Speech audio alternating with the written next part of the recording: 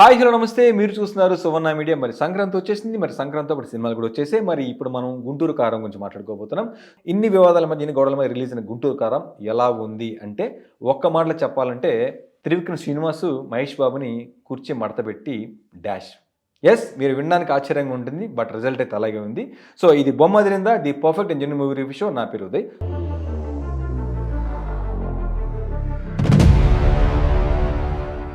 So ఒక్కసారిగా మనం గుంటూరు కారం యొక్క లైన్ తీసుకుందాం. లైన్ ఏంట్రా అంటే, సత్యం అండ్ వసుంధర అనే ఒక ఇద్దరు, అంటే వైఫ్ అండ్ హస్బెండ్, ఒక సమస్య, అంటే సత్యం క్యారెక్టర్లో జయరామ్ అండ్ అలాగే వసుంధర క్యారెక్టర్ రామకృష్ణ గారు. సో ఏంట్రా అంటే, ఒక సమస్య వచ్చినప్పుడు, ఒక ప్రాబ్లం, ఒక గొడవలో రామకృష్ణ గారు భర్తని అండ్ అలాగే బాబుని, కొడుకుని వదిలిపెట్టేసి తను పుట్టింటికి వెళ్ళిపోవడం జరుగుతుంది. పుట్టింటి వెళ్ళిపోవడమే కాకుండా అక్కడ వేరే వాళ్ళని కూడా పెళ్లి చేసేసుకుంటారు అనివార్య కారణాల వల్ల.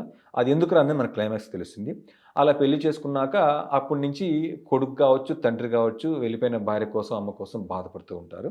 ఒక 25 సంవత్సరాల తర్వాత మళ్ళీ వదిలేసిన అమ్మ వాళ్ళ, అంటే వీళ్ళ తాతయ్య, ఆయన లాయర్తో ఒక లాయర్ని నోటీస్ పంపిస్తాడు. అదేంటంటే అంటే, తన ఆస్తికి అమ్మకి ఎవరికి సంబంధం లేదని కొడుకు చేత సంతకం పెట్టించుకోవాలని చెప్పడం. ఆ తర్వాత దాని మీద పిలిపిస్తే ఈయన మహేష్ బాబు ఏదైతున్నాడో వాళ్ళ ఇంటికి వెళ్ళి సంతకం పెట్టకుండా అమ్మని చూసాకే పెడతా, అమ్మ చెప్తేనే పెడతానని ఆయన వచ్చాడు. సో ఇక్కడి నుంచి తర్వాత సంతకం పెట్టాడా పెట్టలేదా అంటే మీకు నేను లైన్గా కూడా ఏం పెద్ద చెప్పను, ఎందుకంటే ఏదైతే మీకు ఇప్పుడు చెప్పానో ఇదే సన్నివేశం మొదటి నుంచి లాస్ట్ దాకా ఉంటుంది. ఇదే సన్నివేశం, ఈ సన్నివేశమే సినిమా మొత్తం పేపర్ పెన్నే ఉంటుంది. నిజంగా ఎవరు ఊహించలేదు త్రివిక్రమ్ నుంచి ఇలాంటి ఒక స్టోరీ వస్తుందని. ఫస్ట్ ఆఫ్ ఆల్ ఏంటంటే, బేసిక్గానే బ్లెండరు త్రివిక్రమ్ శ్రీనివాస్ గారు ఈ లైన్ తీసుకోవడం పెద్ద మిస్టేక్ చేశారు. ఇక్కడ చాలా బ్లెండర్ మిస్టేక్. ఇక్కడ ఒక లాజిక్ కూడా లేదు, ఎందుకంటే జనరల్గా మనకి ఎవరైనా ఒక భర్తతోటి ఒక భార్య విడిపోతే భర్త నుంచి ఆస్తి ఏమన్నా భార్యకు వస్తుంది, కానీ భార్య విడిపోయి ఎవరినో చేసుకుంటే వాళ్ళకి సంబంధించిన ఆస్తి మొదటి భర్తకి, మొదటి కొడుక్కి రాదు, చట్టపరంగా ఏదైనా కూడా. మరి ఈ కాన్సెప్ట్ని బేస్ చేసుకుని ఈ లాజిక్ ఎలా మిస్ అయ్యారో తెలియదు, కానీ ఆవిడ విడిపోయి వేరే ఎవరైనా చేసుకున్నాక వేరే కొడుకు ఎవరో ఉంటారు, వాళ్ళు అక్కడి నుంచి వాళ్ళ నాన్నగారు ఈ మొదటి భర్త కొడుక్కి లాయర్ నోటీస్ పంపిస్తూ ఉంటాడు, సంతకం పెట్టాలి అని. సో ఇదే కథ, దీన్నే మెయిన్ ప్రధానమైన కథను తీసుకొని సినిమా మొత్తం చేయడం జరిగింది. నిజంగా ఇక్కడ జనాలంతా షాక్ గురయ్యారు. తీసుకున్న లైనే చాలా దారుణమైన లైన్, చాలా ఘోరమైన లైన్ అనమాట. ఇక్కడే మొదటి సన్నివేశం లాస్ట్ వరకు ఇదే జరుగుతూ ఉంటుంది. ముఖ్యంగా తల్లి విడిపోయి ఇంకొని చేసుకుంది అనేదే ప్రేక్షకులు లాస్ట్ దాకా అసలు జీర్ణించుకోలేరు. ఏదో నిజం గుంటూరు కారం అనగానే ఒక భయంకరంగా చూపిస్తే భయంకర స్టోరీ తీసుకుంటారు. ఒక పోకిరి స్టైల్లో ఉంటుంది మహేష్ బాబు క్యారెక్టర్, అసలు నిజంగా చాలా అద్భుతంగా.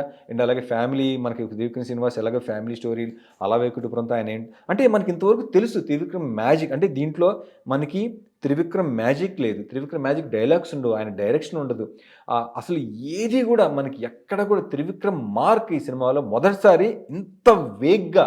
చాలామంది ఈ సినిమాతో అజ్ఞాతవాసితో పోలుస్తున్నారు, కానీ కనీసం అజ్ఞాతవాసికి కూడా ఈ సినిమా తీసిపోను అంటే సగం కూడా మ్యాచ్ అవ్వదనమాట, అంత దారుణంగా ఉంది.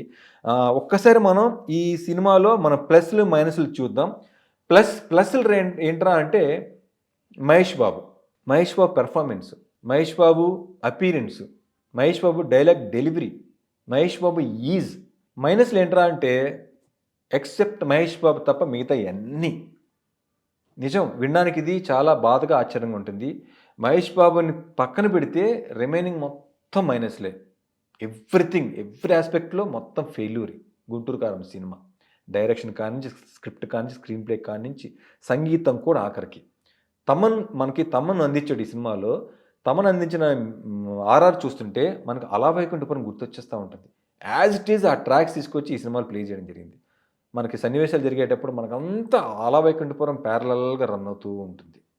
ఇక సాంగ్స్ విషయానికి వస్తే, మనకి కుర్చీని మడతపెట్టి అనే సాంగ్ ఆల్రెడీ హిట్ అయింది. ఆ సాంగ్, ఇంకో సాంగ్ తప్ప సాంగ్స్ కూడా పెద్దగా దీన్ని నోటీస్ చేసే విధంగా అయితే ఏమీ లేవు, ఆ ఒక్క సాంగ్ తప్ప.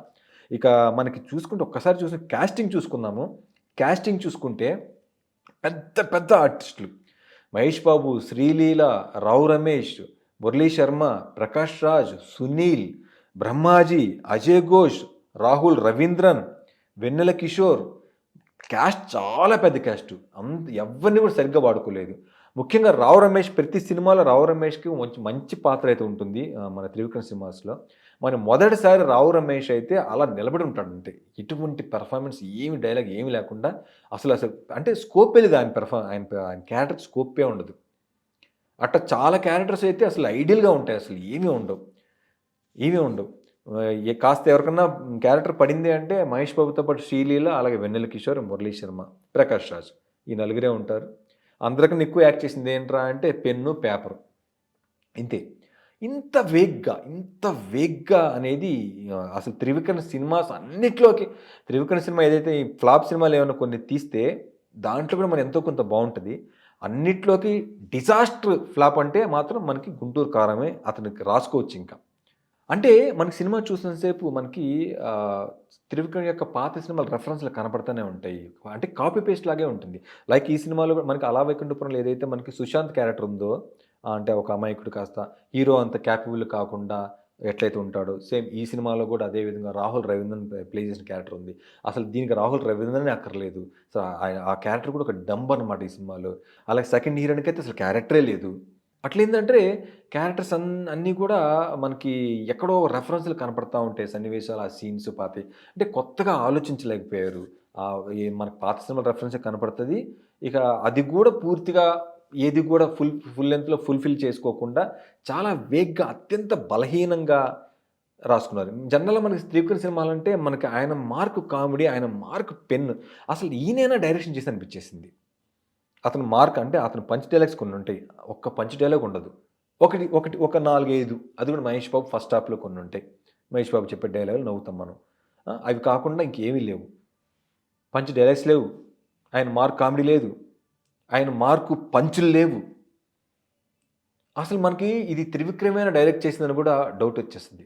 అంత వేగ్గా సినిమా తీయడం జరిగింది. సో పూర్తిగా సంక్రాంతికి మాత్రం మనల్ని నిరుత్సాహపరిచిన సినిమాగా మాత్రం గుంటూరు కారం అయితే నిలిచిపోతుంది. That's all for now. This is Uday signing off.